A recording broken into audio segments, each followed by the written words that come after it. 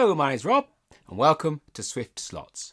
And welcome back to part 2 of the Policar BRM P160 build, adjustment, modification, transformation, who knows. Anyway, there's still a long way to go on this little car, so sit back, get yourself a cup of tea, and we'll finish diagnosing it, get all the work done, and then take it to the track and see what we've created. Now, I will warn you, there's a little sting in the tail with this car, but it all comes right in the end, and there will be a part 3 where I do something completely different with it. So, grab your cup of tea, and let's get going. Free to move, so you've got plenty of clearance, and you can get your wire through. And then, when you put your axle through the car, hey presto, you've got plenty of movement, plenty of clearance. And I think that might be a better way to go.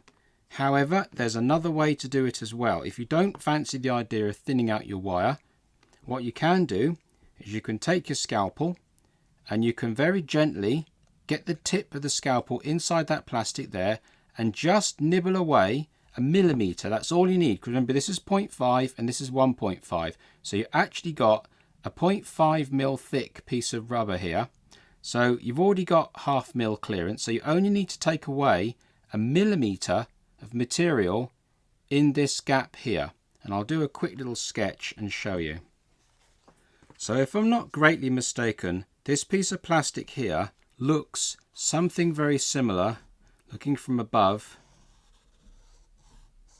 to that, and then your moulded pip is the piece on the top. So all you'll be doing is you'd be scalloping away this piece and this piece. So if I draw it in 3 dimensions, you get something vaguely similar to this, looking from the side of the car, if you were to be able to look at it in isometric through the side. And all you want to do is just take away a piece of material like that, and just remove that and remove that, and then you'll end up with a 1 mil extra clearance through there. And I think that will be the answer. So there's 2 different ways to do it. You can either thin the wire and not do anything, or you can trim the plastic in there and get the whole wire through. Now I think option B of those 2 would be a better idea, because this gap here now represents a bit of a weak spot, and it may not do what you want it to do over a long period of time. It might start fraying, and you can't really solder that because then it doesn't actually flex at all. So another option would be, if you don't want to chop out all the plastic on here, you could do a hybrid of what Harry did, and you could file 2 lines through the top, just through here, with a little rat tail file. Just gently file, and then you can actually get your clearance there as well. But again, like I say, I don't think that it's really going to go over the top of that axle all that well if you do that. So I think probably thin it or trim the bit of the plastic in there so that you could get your wire all the way through and clear your body post like that would be the best option. So moving on to pod float now. These are the burrs I was talking about that are getting hung up in these holders here. You can actually hear it, and you could probably even see it, hopefully.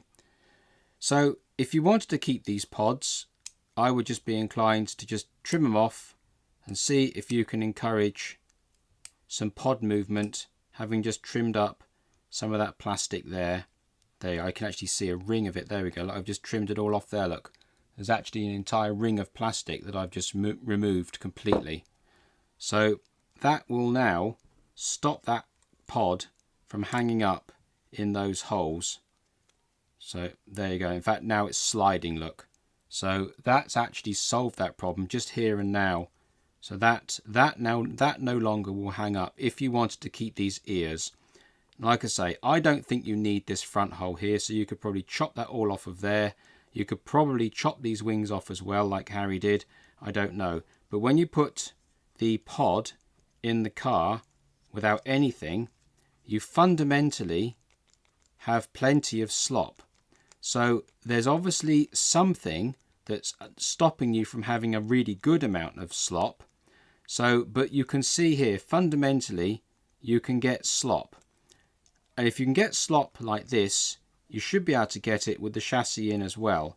So what I suspect is happening is it's being trapped obviously by the chassis, and the axle is hitting this piece of plastic here and this piece of plastic here. So there's a chance that you could slim this plastic down here and gain quite a lot of extra float just by trimming a little bit of plastic here. But it obviously gets a little bit thin, so you've got to be a bit careful. There's not a lot back there to play with, but that might be all you need to get a little bit of pod float in the back end.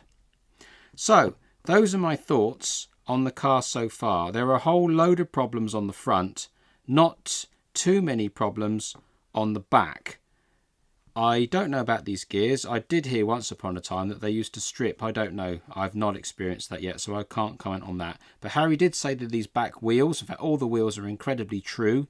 And I personally find these tyres to be incredibly grippy on Crow Valley. However, Harry's choice was PU tyres, I think, from Paul Gage or somebody else. But for me personally, these tyres grip very, very well, and I'm quite happy with the tyres.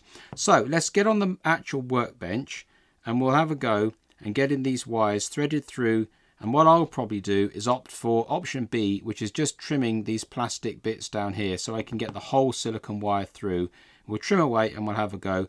We'll also get this guide fitting an awful lot nicer. I might even try and fit a Slotting Plus guide there just for comparison, and we'll see if a Slotting Plus guide is any better in this hole. If not, we can simply remount that hole there and free that up dramatically, and that will improve the situation greatly. So let's get on the workbench and let's have a go at it. Okay, so I'd like to start by apologising for the lack of close-in focus on that last segment. I believe the camera is now focusing in a lot better. I don't know why it refused to focus, but I'd said too much to go back and redo it all over again. But it doesn't matter.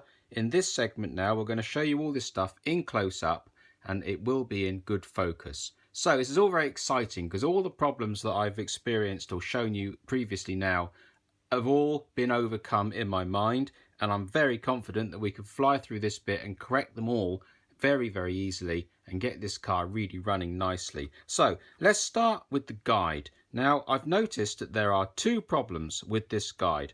The reason why it didn't go all the way up and we're having those wheel clearance issues is because this hole here is actually closed up at the top. Now, I presume that when the top mould went onto this casting here and the bottom mould went in, the actual hole was a peg in the bottom casting, and the top casting was almost like a cap. So what that gave us was a shoulder in here, right at the top of that hole. And that shoulder is actually what's stopping the top of this guide going all the way through and seating fully home into the bottom of the chassis, because this bottom of this chassis is completely smooth. In fact, it's recessed, in fact, in this area here. And the bottom of this guide is completely flat. Now, in theory, they should go up nice and tight, but they don't. When you push it in there, you can probably see there's a gap. Look, you can see that gap there. And there's got to be a reason why that gap was there. And the reason is, as I've just said, there's an actual ring of plastic. See if I can get this to focus. Who knows? There's a ring of plastic just around here. So if I just literally cut that ring of plastic out like this, there we are. Hopefully that was all that was required. There we are. It's in. There is no more gap. The guide has now gone all the way up. It's a little bit tight at the moment, but that's fine. And that brings me on to the next section. So now we've solved that problem. That will have lowered the chassis down by probably up to about 1 mil, 3/4 of a mil. But now we've got the problem with this ridiculously stiff guide. I mean, it is crazy stiff. Let me just get my old ruler back out again. There we are. Look, it's utterly jammed in there. Now, the next problem why I believe that is the case is because if we look here, let's get it in focus, hopefully. Here and here, right on the very front edges of this guide, is rammed up tight to the inside of this hoop. And that's why it's binding. It's physically too tight. It doesn't actually fit. Now, what we can do So we can shave, and I wonder if I can do it now in my hand, asking to be cut, aren't I? So if I just trim those bits off there, and that little tiny bit of there, I'm not going to take off too much for a second because I've got another plan again. So I wonder if that, oh look, what a surprise. That's a lot easier. It's still a little bit on the stiff side because I just did it without wanting to cut myself. But that is now infinitely better. I mean, it's not obvious, but it is infinitely better. Now I've got that clearing and I've proved the point that we're definitely on the right track to getting this guide sorted out. I want to show you something.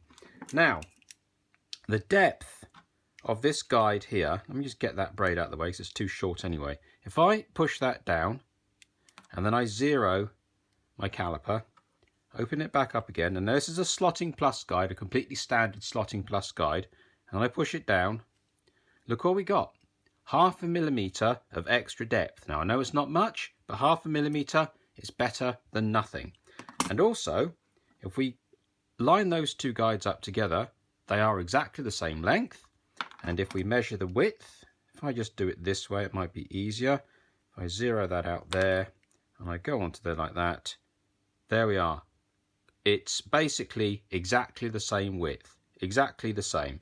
So by upgrading to a slotting plus guide, you lose nothing. You gain 0.5 millimeter on the depth of your blade, and you also move over to a ferrule style wire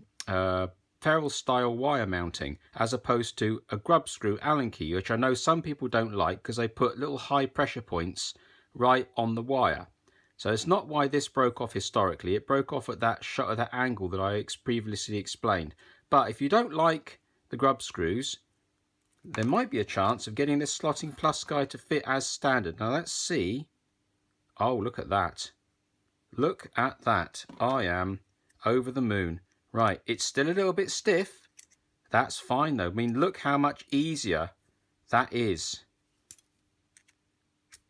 I know I'll need to just ream it out just a hair, but look at that. An instant improvement. And I can see, I don't know if you can see, hopefully you might, if I got a piece of white paper here, let's use this piece here. Now hopefully you can see on those two fronts of that guide there is actually a gap. So this slotting plus guide is not catching on that front hoop. The only reason it's a bit stiff is because that hole needs reaming just a little bit just to get that perfect. But that is the answer. Now, if you didn't want to use a slotting plus guide because you can't get hold of one, or you don't want to go and pay to get one and whatever, this guide, the standard guide, will work perfectly well. All you need to do is trim just a little tiny bit more off the corners, and that will solve it. Let me do it now, in fact, just to prove the point, because I don't want people to think that, I'm not telling you the truth. So if I just peen that off a little bit more, just roughly now. There, I don't think that's compromised the strength of the guide. Let's do this one as well. Without cutting my fingers off, that would be nice.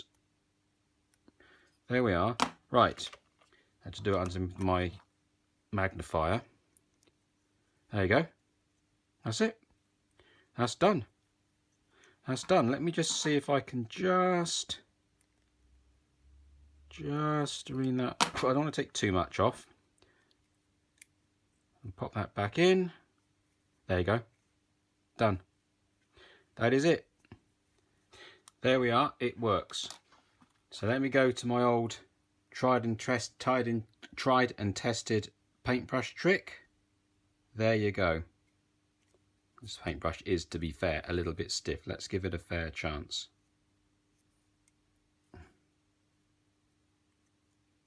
There. I mean, yeah, it could probably do with a few more minutes of fettling, but you can see that's a world apart from what we were dealing with. It's pretty much there. You could, if you weren't as fussy as me, you could leave it at that, and that would be 100% improved.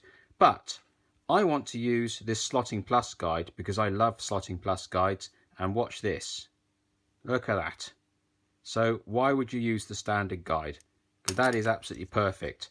And and that is absolutely solid in there. Now all I've got to do now is just trim this post down to level with the top of that hole there, and pop the screw in, and we're done. And that's 100% free. That's beautiful movement, in fact. And also, in case you were wondering whether that hole is not deep enough, if I put this wire in here, bring it back out with my nail as a guide to where the top of it is, there you can see. So we've actually got, that tube is a whole tube all the way down to the bottom of that guide. So you could safely cut off all the excess, pop the screw in, and you're fixed with this standard Slotting Plus guide. And there it is, all working there. There's a little bit of up and down movement there, and there's no side to side play in there at all. It's super free to move, and there you are. Like I say, you can use the original one if you wanted to.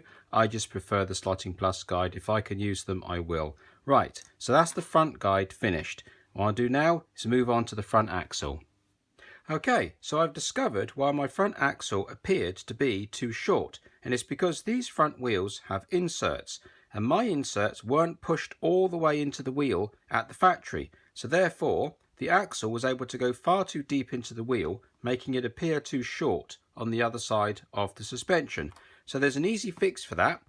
Take your front wheels off the axle and push these inserts all the way home with everything you've got to make sure that they're fully seated. And they've actually got these little standoffs at the back, and make sure that that standoff is well and truly pressed up against that little raised rib in the middle of the wheel. And then you can assemble the front end, and the axle becomes exactly the right length, and you've got a nice amount of end float, which I will show you. Now, before we do this reassembly, you need to remove that 1 on the back of these wheels, or the number that's on the back of the wheel. Now, I've already done that on these, but I forgot to press record, so I'll just show you what I did. All I did was got my chisel, and I just carefully scraped it away until it was completely flat.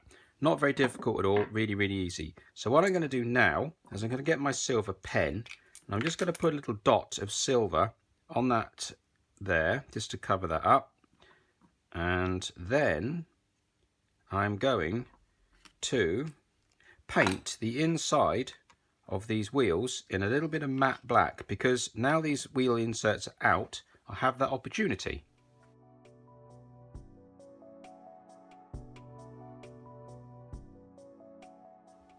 Okay, so they're all nicely painted. So what you now need to do is pop the wheel insert into the wheel, and they go in with a little bit of a creak because they're quite a tight fit, and then push like mad.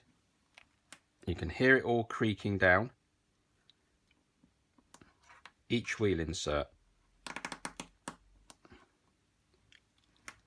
There we go. So that's really, really pushed in there, and you can actually hear it creak. And by painting the centers of the wheels, you get that kind of dark look.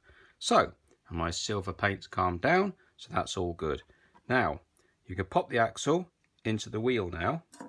Just smooth pliers with no grip, and make sure that you push the center of the wheel. You don't want to be pushing the wheel itself, because that's probably, or it could push the center back out. So you want to get the center of the wheel and push it home, and you'll feel it stop. You can give it a bit of a wiggle, and you'll feel it physically stop against the axle. And that means that that is now completely set properly, and you've now got some nice shadowing on the inside of that wheel. Now, before we reassemble it, I've got some 10/1000ths plastic card here. So if I just set my gauge to thousandths of an inch, there we are, 10/1000ths of an inch plastic card. Now I can make some shims to go on here, just to give it a little bit of spacing. Although we don't really need to worry now about spacing, particularly because the number has come off. Harry did find it advantageous to put a spacer in there, and I would agree with him as well. So what we'll do is we'll make a spacer, or a pair of spacers, out of a little bit of 10/1000 plastic card. And all you do is you gently drill a 2.4mm or 2.5mm hole through your plastic card. Go very, very gently, because with a piece of plastic this thin, it'll tend to want to ruck up rather than actually drill a hole. So if you just very, very lightly drill, don't put too much force down, just let the drill do the work, and then when it gets to the end, come all the way up onto the shank, and then just go over the top of those holes with your scalpel, nice and flat, and just deburr those holes, and then you'll end up with a piece of plastic card with 2 nice holes in it. You can always double check your axle to make sure. Now that's actually too good a fit. So you've got 2 options. You can either go in with a 2.5, or you could just use your drill to just sort of gently remount that hole. There you go, perfect. So, and this one here as well, just gently. And don't be afraid to use the shank of the drill as well, because that's actually quite a useful part of the drill. It's not just the drilling part that's useful.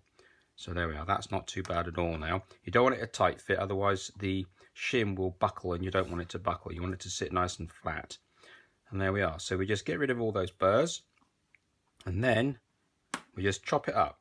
Now it's only a shim. You don't have to be particularly accurate with it. It's just a shim. So close is close enough. So we'll just go around now and we'll just trim off most of the excess.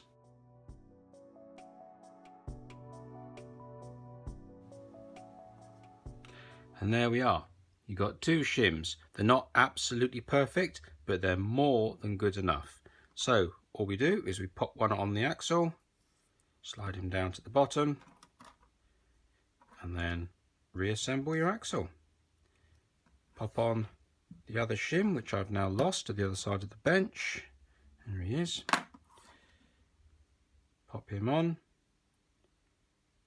and pop your wheel on. Push it all the way home and just adjust. There we are. So perfect, all done. There's a little tiny bit of end float there, almost nothing, little tiny bit, but the axle was nice and free. You can't see those shims, it's impossible to see the shims. You can't even see the silver dot that I put in there, but never mind. So there we are, so that's it. So your front axle is now completely correct. You've got some nice shadowing in the back of the wheel there. You've got the perfect amount of end float. The wheel is nice and free to turn, and you've got really good depth of the front axle into your front wheels. So that's the front end completely fixed. This is Rob from the future, coming back from just truing the tyres. Also note that the rear wheels also have the wheel centers pushed into their wheels as well, and they can come forwards as well, making your track narrower. So my advice is to make sure that your wheel inserts on your back wheels as well are fully pushed in, because if they're not, you won't have a nice wide track as it's supposed to be. So they're exactly the same as the front. Do it exactly the same. Make sure that the wheels there are fully home, and make sure you push on the center of the wheel, not on the outside. There we are. Okay, so let's move on to getting the wires sorted out. And as I told you before, there is the plate of plastic that just needs nibbling away, and I'm going to do that with my scalpel now. I'm just going to nip just a small amount of plastic out, just enough to get the wire past the post as I showed you earlier on.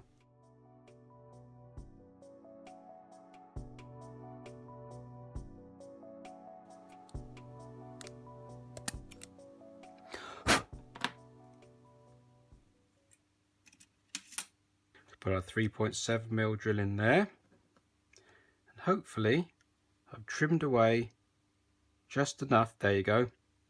There we are. I've trimmed away enough. That's nice and free, and the front axle is also completely free to turn. Now, hopefully I've done enough on the other side as well. Let's pop our post in there. Our post goes in there, and our wire goes in there. There we go. Right, 100%. That's no problems at all. So that's the wire fixed as well. So all I need to do now is just hook up this wire to this guide, and that is pretty much all of the problems sorted with the front end of this car.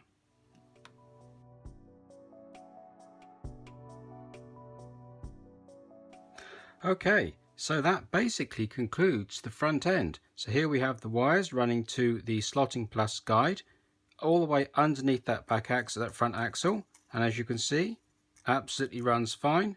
tidy amount of end float, and if we hold those wires there, the guide actually self-centers, no problems whatsoever. And we've got that 0.2 braid on there, but it is literally only 0.2 of a mil thick. So if we put that now on the setup plate, I'll bring it up to you now, if I try and keep that back end as level as I can, we can now see that those front wheels now move exactly as intended.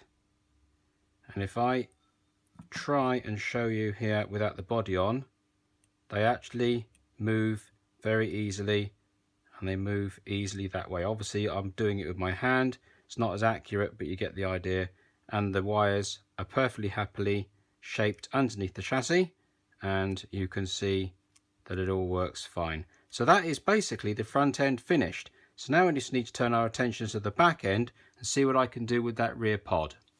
Okay, so now we're in uncharted territory. Now everything on the front end was normal slot car stuff, generic to all types of cars, various problems, generic to most cars. The back end is specific to this car because it may well be binding up on the inside of the body, like Harry suggested. It may be doing other things, who knows. But what I'm going to do is I'm going to reassemble this back together again, and I'm going to see how much screw is poking out above these wings, and then I'm going to put some paint on these sides and put the whole thing into the body and see if I can get some paint to transfer onto the body. Then we'll know, is it the screws that are too long? Is it these plastic arms that are too long, or whatever? And then we can start working back from there and seeing what I can get in terms of float. Now, as I said to you earlier on in the video, I've already gone around all of these lugs here and made sure that every single one is smooth, so when the two halves go together they actually move nicely and they're not binding up on anything.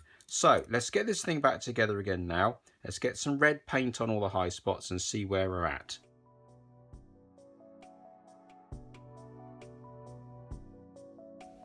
Okay, so we'll just stop here for a moment because I just want to see how high these screws are pointing up above this plastic, because it might be the screws that are binding up on the underside of the body to stop you from having float, or it could be the plastic. But I can see now that you've got probably 0.5 millimeter of screw sticking above these ears, and looking at the shape of that body, they may not be catching, so it may well be the plastic here.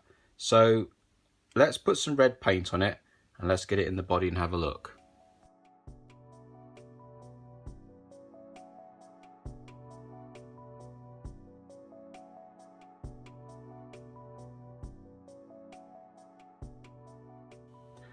Okay, so as we can see, we absolutely do have paint transfer on here and on here.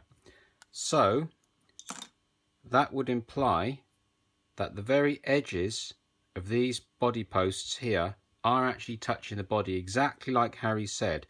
Now, I don't think I want to go to the extreme of cutting these off completely, because I think these wings have some value to the structural integrity of the car, but I would like to relieve those high spots. So what I'm going to do is I'm going to grind down the edges of these posts to about 45 degrees or somewhere around there of the plastic, and then shave down the threads so that when the screw is put back into the car in this fashion, the thread doesn't stick up higher than the plastic or thereabouts. So let's clean off this paint before I get it all over my body, and then grind off that and see where we're at again.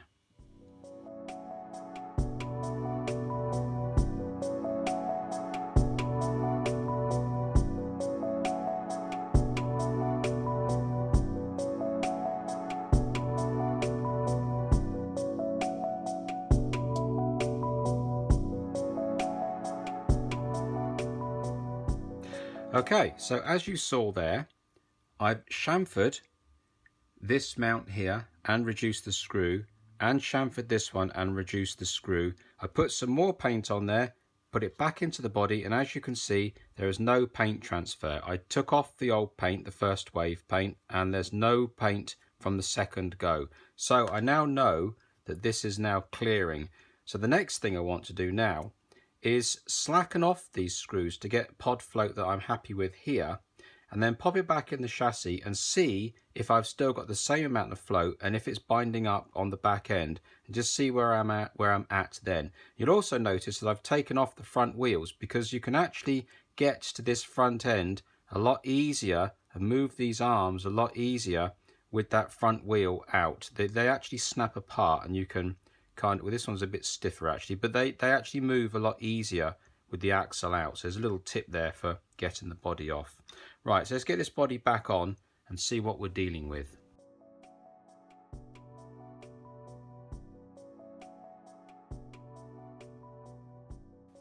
Okay, so what I found, although I've got a really nice amount of pod float here in the basic chassis, when you put it into the body, exactly as Harry suggested, all the pod float disappears when you pull the body down where they fix the screws.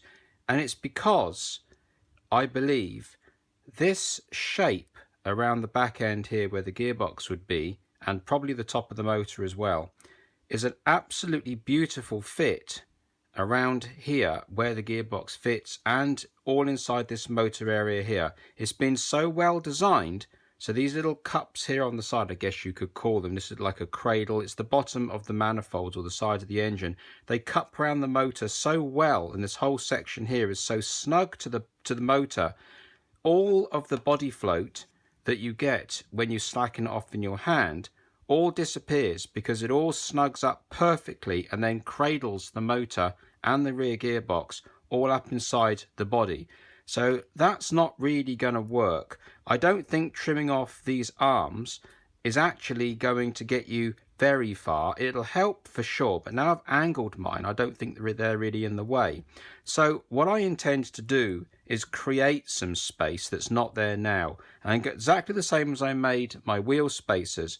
I'm going to make 2 spacers on here at 0.5 of a mil, and I'm going to pop those on the body, and then I'm going to try again, and that will basically lift the body up by 0.5 millimeter. Now I really don't think that's going to make any difference to the performance of the car. I think there's a better gain from performance with having pod float than there is having the body lifted up 0.5 millimeter at the back as well. The front end is going to stay where it is.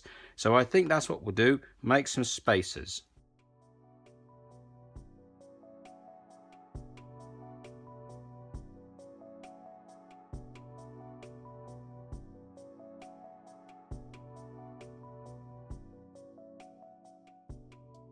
Okay, so I've made the spacers out of this 0.5 plastic card. And there we are, 0.5. And I've glued the spacers to the underside of the body here and here, just with a spot of super glue. And also you'll notice that these wires are running down here for the time being, but the wire is actually lower than that mount. I've checked that. So when I put this body on, they won't actually get in my way. And I've actually got a decent amount of body float preset into this chassis. So let's just see now if that has actually helped. Hopefully it has.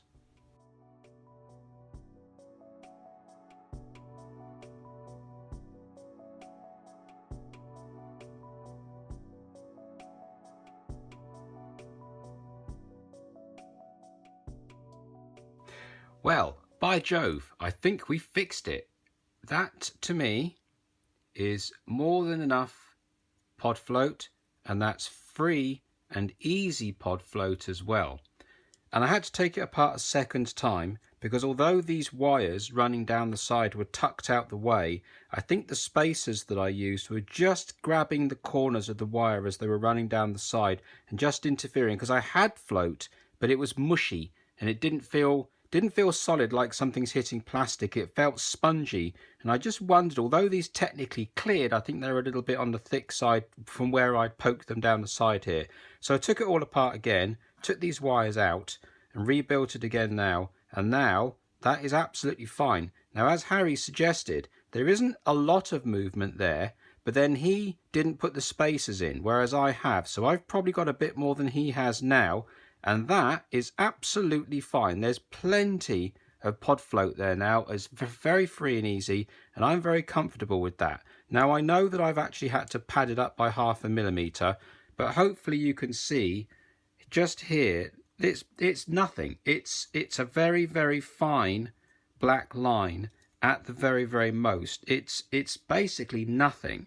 So I really don't think that's going to hurt the performance at all. I would far sooner have lovely free end pod float than worry about 0.5 millimeter higher up on this body at the back. So I think that's pretty much it. I think we're done. So it's going to reassemble the whole thing now, and then we'll go back to Crow Valley and we'll see if we can actually do a half decent time. Now, just as a little footnote before I go, taking this front axle off really does help get these front suspension arms back into the body. It makes it a lot easier. Right, okay, let's pop this thing back together again and hit the track.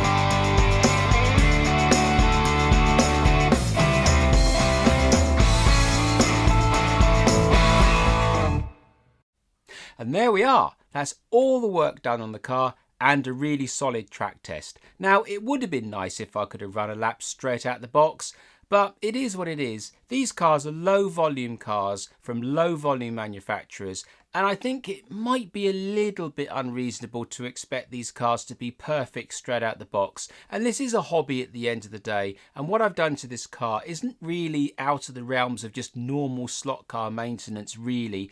It would have been nice if the factory had done just a little bit more fettling to it to get it just that little bit better before it left the factory. But it is what it is, and we are where we are, and so none of this work was particularly difficult, just a lot of trimming and fiddling around. So anyway, with all the work done, how did it go on the track when that's all behind us? And the answer is very, very nicely. It's really quick and it handles really well. It's very stable, and the rear tyres, the standard rear tyres, are really very good. Now, I did have to true them. They weren't that good, they didn't need a true, but they trued up really well, and I only had to take about 0.010 of an inch cut, so about 1/4 millimeter, to get them completely flat. And they did actually cut up really, really nicely on the truer. They made a lovely flat tread right across really, really easily. And with those tyres trued, the car was super smooth, and it's very, very smooth and very, very quiet and very predictable.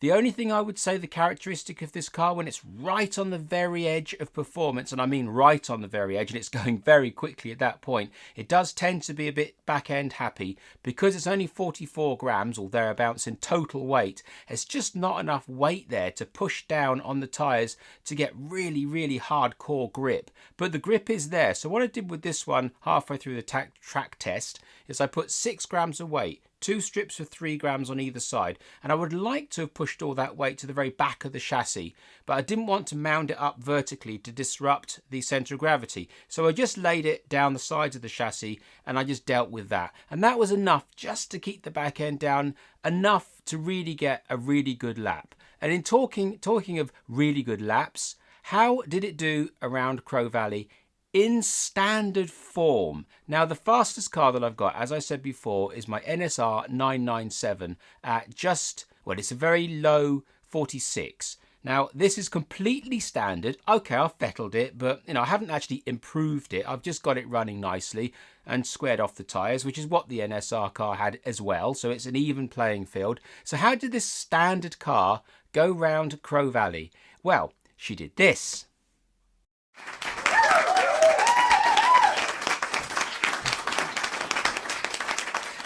I think you'll agree that's an astounding time for what is basically a standard car. And not only that, she did this in reverse.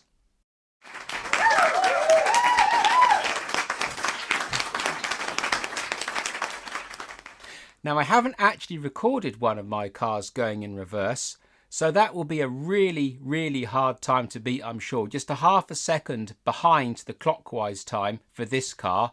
And I know that anti-clockwise is a harder track to run than clockwise on Crow Valley. So it's going to be very interesting to see what can come close to that time and if we can even beat it. And that's before I've put NSR tyres on this car, but that's for part 3. So it wasn't all fun and games when I was track testing this car, and some of you guys that have been running these cars historically might know what's coming. And yes, it's the dreaded Policar pinion slip. Now, just before I get a little bit gloomy about the pinion slip, I'd like to point out an issue that I thought might happen to this car back at the beginning of part 1, and that is those front suspension arms flexing around the body as you've got to keep taking the body off. Now, I did suggest that you could trim a little bit of those suspension arms off so that you wouldn't have the chance of snapping the arms as they flex past the body. Well, I didn't heed my own advice, sadly. The one side that I showed you that was actually unglued from the main hub that was flexing, that was fine. The other side that was a little bit stiff, as I said, that's the side that broke. Because the rest of the arm couldn't flex, or the rest of the hub couldn't flex, the arm itself eventually broke off. Now, I have had this body off probably 20 odd times during the making of this video to do all the work they've done and test fitting the body. So I suppose that's okay. I suppose it's not really, but whatever. But in credit to Policar, and I would like to point this out, and I think all other manufacturers really should take note of this, Policar do sell the parts for this body. Now, in this packet, it's about £5 for this packet, but in this packet is a spare engine, there's a steering wheel, there's the air scoop, and there's some other little bits and bobs, but most importantly, there's all the fragile front suspension arms all in this packet ready to go. Now, they do need painting, but it's only straight silver, it's not a big deal. But the point is, Policar do actually sell these parts, and they are actually in stock with the retailer, which is another thing that doesn't always happen. So, although it's disappointing that the body design makes you flex those arms, and although it's disappointing that my arms did flex and I didn't pay attention to my own advice, the upside of it, and the disappointing thing is I've got to pay £5 for some more parts, but the good thing is I can get the parts, and here they are, and the retailers do stock them, and Policar do sell them, which is really good. Scalextrics, take note. Now, I wasn't aware of the Policar pinion slip issue until I bought this car, and I was deep into getting it all tuned up and sorted out and all the little problems sorted out. And when it was all done and I put it on the track and ran it, it lasted about 20 minutes before that pinion started to slip. And I was a little bit disappointed, it must be said, because way back in the day, the mid-90s, I used to have N-gauge model locomotives from a company called Graham Farish, and those gears were known to split, and I had quite a few of those split on me, which is a little bit trying. They sorted it out, and we're all aware of the Scalextrics pinion splitting.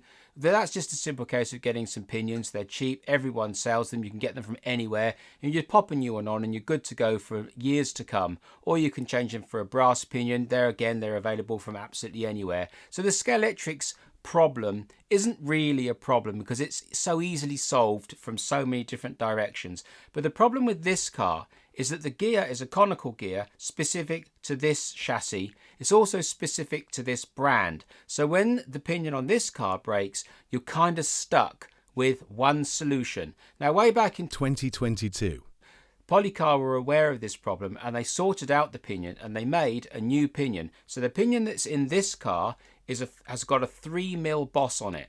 And the one they made has got a 4mm boss on it. And that pinion's been in circulation for quite some time. Unfortunately, it wasn't in this car.